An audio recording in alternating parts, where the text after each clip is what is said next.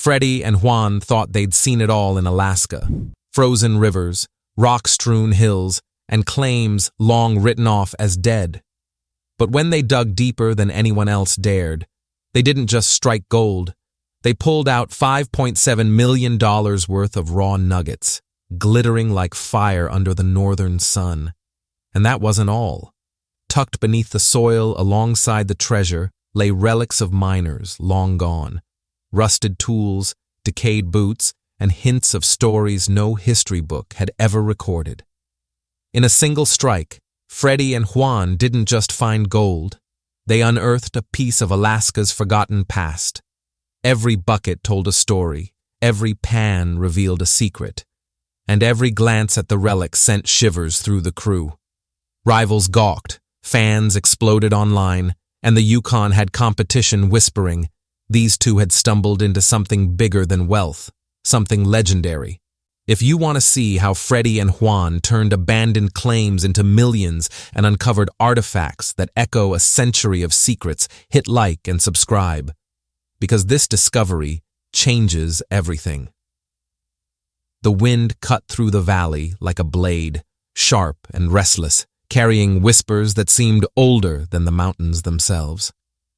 Beneath the crunch of boots and the mechanical roar of heavy iron, Alaska lay silent, as though holding its breath. Freddy Dodge, the prospector whose instincts had built legends, and Juan Ibarra, the mechanic whose hands could coax life from any failing machine, rolled onto ground shunned by men for over a century. It was said to be rich. It was said to be cursed. The first shovels of permafrost cracked like old bones under steel teeth. Every strike seemed to echo wrong, not the solid thump of packed earth, but a hollow reverberation, as if the valley itself was an empty shell. Crewmen laughed it off. Ghost claim nonsense, bar-room tales meant to spook greenhorns. But Freddy heard it. Juan heard it too. The machines growled forward, but the silence between the engines felt heavier than the work itself. And then the pay started showing. Buckets spilled with dirt speckled in yellow, the kind of color men dream of, enough to shimmer under even the dim Alaskan sun. Freddy crouched over the first pan, eyes narrowing, not in joy, but in suspicion. Gold this thick, this fast, was never free. Juan whooped, raising his hands to the sky, his voice cracking across the valley like a prayer answered. "The ground is alive with pay," he shouted, as flakes and nuggets rolled across the pan's surface. Cleanup day was chaos. Riffles choked, sluices jammed, mats bled gold like veins split open. In hours, they saw more than most outfits pulled in a month. The crew stood dumbstruck, their hands trembling as they lifted tray after tray of raw wealth into the light. But nestled in the bright yellow lay something darker. A jagged shard of corroded metal, its surface etched with grooves no glacier could make. Juan turned it in his hands, the green corrosion flaking under his thumb. "This wasn't made by nature," the mechanic muttered, his voice low, uncertain. Freddy said nothing, but in his eyes was a storm. 10 days in, and the impossible was happening. Over $1.2 million tallied already, a figure that bankers refused to believe, a fortune most crews would bleed for an entire season to touch. Calls came in from investors, speculators, men who'd once laughed Freddy out of their offices, now clawing for a piece of his miracle ground. Yet for every tray of gold that poured into their scales, there were fragments that chilled the blood. Bone shards, brittle as ash, sifted from the pay dirt. Carved splinters of wood, impossibly preserved in frozen soil, whispered of hands that once shaped them. Nails corroded into twisted claws surfaced again and again, like fingers reaching back into the world. The gold was real, so real it blinded them, but threaded through it was a story older than the maps. Juan spread tattered charts across a folding table one night, lantern light flickering against his worried face.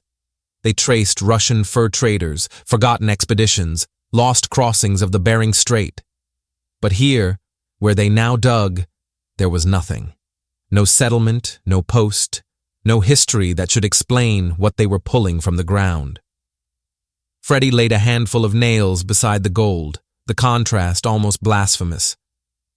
"Whatever this was," he said quietly, "it wasn't supposed to be found." The crew laughed nervously, but the valley did not. The hollow echo still lingered under their machines, a reminder that the earth was not done speaking. Each cut, each bucket, carried them closer to secrets that had waited centuries to be touched. And then it came. Juan's glove brushed against something that wasn't stone, wasn't gold. He rinsed it off, and the crew crowded close. It was a buckle, the leather long since rotted away, but the metal itself still intact, its surface eaten by centuries of corrosion. Through the crust, faint engravings pressed upward. Spirals, lines, a symbol that looked almost like a serpent swallowing its tail. The jokes died on their lips. This wasn't a lost horseshoe or a modern trinket. This had been forged by hands, worn by someone who walked this valley long before the dozers came. Juan turned it in the light, saying nothing, the silence louder than words. Hours later, another artifact surfaced. A blackened axe head, the blade chipped and weathered but unmistakably hand-forged, rose from the pay dirt like a ghost's weapon. Its shape was wrong for frontier tools, heavier, more primitive, more brutal. Some said Russian, others muttered Norse, a whisper too wild to be spoken loudly in daylight. What kind of man lost such a thing here, in soil that no map acknowledged? Word traveled fast. By evening, an elder from the nearby village stood at the edge of camp, his eyes hard as flint. He listened. He studied the relics, and when Freddy asked for answers, the old man shook his head. "This valley remembers men from before America was born," he said simply. Then he turned and walked away, leaving Freddy colder than the Alaskan wind. Gold, Freddy could weigh. Gold he could trust. But relics? Relics carried stories, and stories could bury men deeper than any pit. He locked the buckle and the axe in a steel chest, padlocked tight, and shoved it beneath his bunk. He told no one where he kept the key. For once in his long career, the prospector valued gold less than what lay beside it. The next cleanup washed away their doubts, if only for a moment. The sluices screamed with wealth, mats clogged until they glittered under headlamps like someone had spilled the sun itself across the steel. Tray after tray stacked on the scales, the numbers rising higher, faster, wilder. $2.5 million in raw gold poured into their tallies before the night was over, nuggets the size of knuckles, chunks heavy enough to fill a mason jar until the glass strained. One miner lifted a single slab and broke into tears, clutching it like a child. This was wealth beyond dreams, wealth that rewrote lives. Juan's hands shook as he lifted a jar, his voice barely holding steady. "This isn't mining anymore," he said, almost reverent. "This is history." But even as gold filled their trays, other shapes clinked against the pans. Shards of iron, rusted fragments, splinters of forged nails. Every scoop of treasure came tainted with the past, a reminder that the deeper they dug, the more the ground gave up its secrets. Soon the pattern was undeniable. Where the relics clustered thickest, the gold ran richest. As if one was feeding the other, bound together in a covenant written under the earth. Then came the strike that silenced every man on site. Excavators dug deep, chasing the gold pay streak into untouched soil. But instead of gravel, instead of bedrock, the bucket teeth screeched against something solid. The machine shuddered. Men rushed in with shovels, clearing away dirt with frantic care.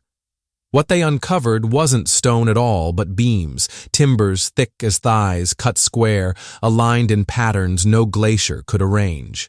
A roof. Freddy dropped to his knees, brushing soil from wood that had no right to be here. Hand-hewn, the axe marks still visible, the beams locked tight as if laid yesterday.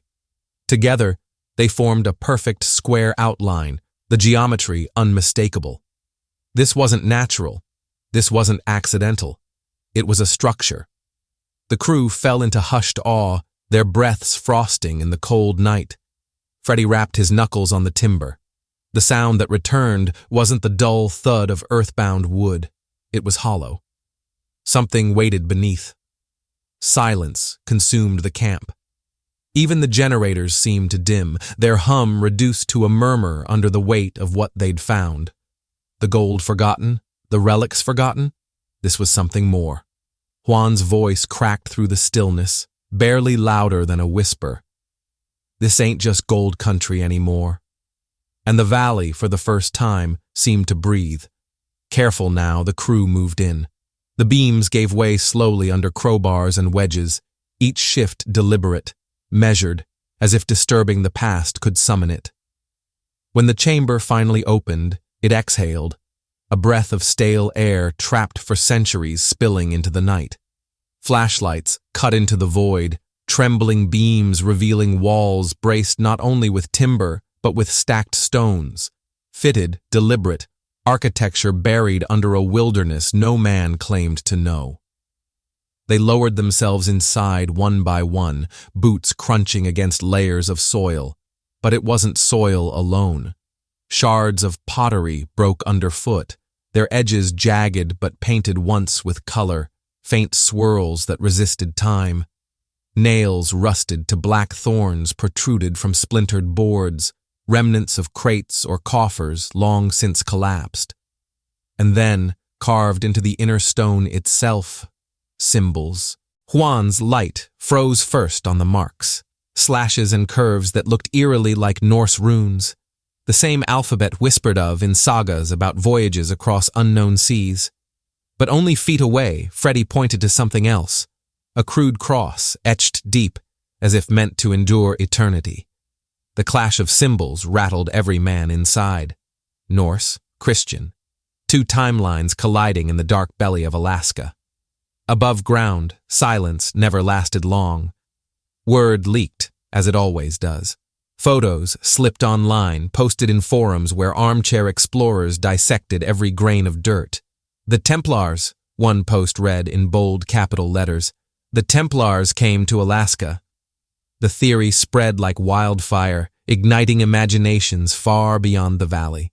Some mocked it, others defended it with conviction. In that chamber, Freddy kept his voice low, but the words weighed more than gold. We've stepped into something bigger than mining. Bigger, and perhaps darker. At first, the chamber seemed to bless them. Cleanups surged, richer than ever. In a single hall, trays brimmed with $1.7 million worth of gleaming yellow, nuggets rolling like dice across steel. Men shouted, cheered, laughed until their voices cracked. But then the laughter stopped. The first machine broke, a pump bursting under pressure it should have handled. Then another failure, hydraulic lines splitting without warning. Metal cracked where it had no business cracking, bolts shearing as if chewed by unseen jaws. And then came the accident. A length of steel, thick as a man's wrist, snapped like brittle wood. The recoil lashed across a worker's leg, dropping him in a scream that froze the others. Blood ran down the dirt, seeping into the same ground that had fed them gold. Superstition is a miner's shadow. They all carried it, buried deep, but now it surfaced. Whispers traded over coffee cups and cigarettes. The ground was angry, the chamber cursed, every coin bought with a drop of blood.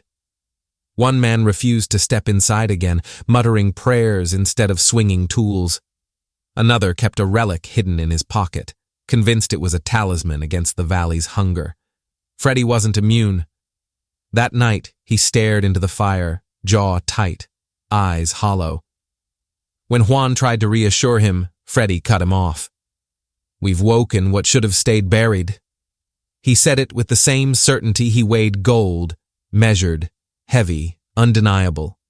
News traveled beyond miners and message boards. Historians arrived, boots caked in mud, notebooks snapping open with feverish excitement. They studied the chamber walls, tracing their hands over the beams, photographing the carvings. Theories collided like storm fronts. Some pointed to Viking longships, arguing that stray crews could have drifted this far west. Others claimed Russia had planted expeditions long before maps acknowledged it. A bolder few leaned into the online hysteria. Templar voyages, secret orders carrying relics and treasures to a new world centuries ahead of Columbus. But the artifacts defied simple stories. Carbon dating whispered of centuries earlier than even the Russians dared sail these seas. The ironwork matched no frontier pattern.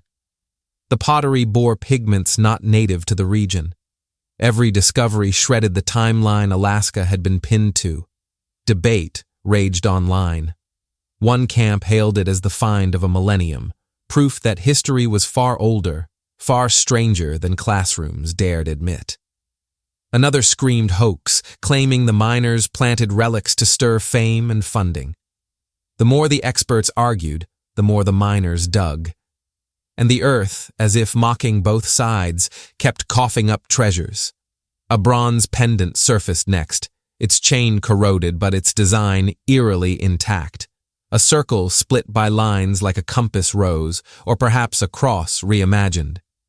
Juan held it up, its surface catching torchlight, and for a heartbeat, the entire crew fell silent. Later, in the dirt, a figurine emerged, ivory carved into the shape of a man no one could place. Wide eyes, a beard like flame, a crown of lines radiating outward like sun rays, or perhaps something holier. Each artifact dragged the valley deeper into a twilight zone between wealth and dread, a prelude to what the earth was still willing to yield. Weeks of careful work passed, and every scoop of pay dirt felt heavier, every pan a test of endurance. The air seemed colder, the valley itself holding its breath. Then came the moment of reckoning. Trays stacked, pans emptied, machines humming in exhaustion. When the scales finally settled, the number made even seasoned miners blink. $5.7 million in raw gold. Nuggets thick as fists, bricks glowing like captured sunlight, poured across tables like a legendary treasure, finally released from centuries of silence.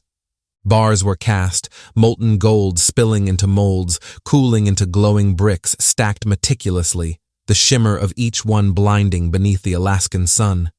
Banks and investors descended as if drawn by some magnetic promise, their voices sharp, their pens ready to write checks no one had dared imagine weeks before. They saw gold, profit, a chance to touch untapped ground, untouched by modern greed. Juan laughed openly, lifted a brick with hands that shook from adrenaline, pure joy washing over him. Every weighty slab felt like victory incarnate. Freddy, however, did not cheer. He stood back, eyes tracing the line of relics laid carefully on tarps and tables, each object bathed in golden light, but casting shadows longer than the sun.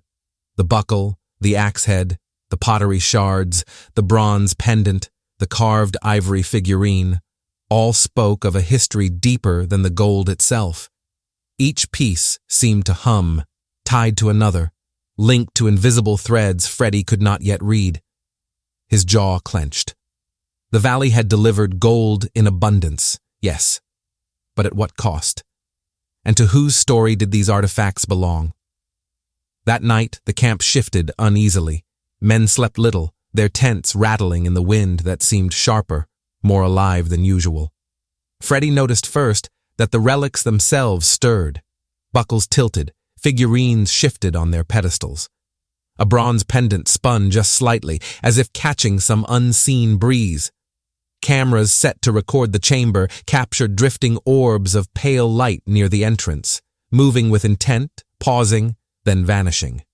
Workers whispered that voices rode the gusts, words just beyond understanding, carried by the Alaskan air like the memory of men long gone. Then the ground answered. A sudden collapse rocked the chamber entrance, sending dirt and debris into the void below. Juan barely escaped, scrambling against falling timbers, his breath ragged as mud filled the air. Freddy grabbed his arm, dragging him from the edge, eyes wide, heart hammering. In that moment, clarity struck him. He spoke aloud, voice steady but heavy. "This is not a mine anymore. This is a tomb." Silence fell. Even the wind seemed to pause, respectful, waiting. The next days became a tense balance between fear and obsession. The crew debated strategy, their words echoing against timber and stone. Should they seal the chamber, abandon the valley to legend and leave the remaining riches buried, or push deeper, risking lives for untold millions? Juan argued fiercely, waving molten bricks, his voice cracking with hope and defiance. "We've come this far," he said. "Gold outweighs fear. Every ounce we leave behind is wasted," Freddy countered with equal force, holding the bronze pendant as if it weighed more than all the gold in Alaska. "Legends are heavier than gold," he said, eyes never leaving the relics. "Some stories are not ours to claim. Some debts are not ours to pay. One misstep here, and the valley takes more than our treasure." Every man understood the gravity in Freddy's voice. These weren't just warnings, they were echoes of centuries carved into soil, metal, and bone.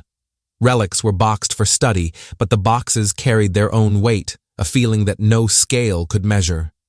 Men swore that when lifted, the air seemed thicker, the gravity of history pressing down, as if the valley itself was reminding them that this was more than wealth. Every artifact seemed alive, vibrating with stories unsaid, warnings unheeded, truths buried alongside gold and timber long before the first pan ever touched Alaskan soil. The final view of the chamber was sobering. Partially sealed by fresh mud, the entrance seemed to watch, shadows moving like a living thing in the flicker of torchlight. Wind howled through the valley, a chorus of the forgotten, whispering across timber and stone, across gold and relics. Freddy's gaze lingered on the site, the scales, the bricks, the artifacts, then back to the chamber that had revealed more than mere wealth. His voice, soft but carrying to every man nearby, floated over the camp like a benediction and a warning. Gold fades, legends last forever, and we just dug one up. For Freddy and Juan, the weight of discovery had finally settled, not in pounds or ounces, not in dollars or banks, but in the valley itself. They had unearthed wealth that could remake lives and artifacts that could rewrite history, yet the chamber, the relics, the whispers in the wind, the trembling soil, all reminded them that the true value was never just gold. Alaska had shared a secret, and it demanded more than any man could fully comprehend. The gold would glint and fade in the hands of mortals, but the story, the mystery, the shadow of centuries, the legend, would endure, heavier and more alive than anything stacked in a tray or poured into a mold.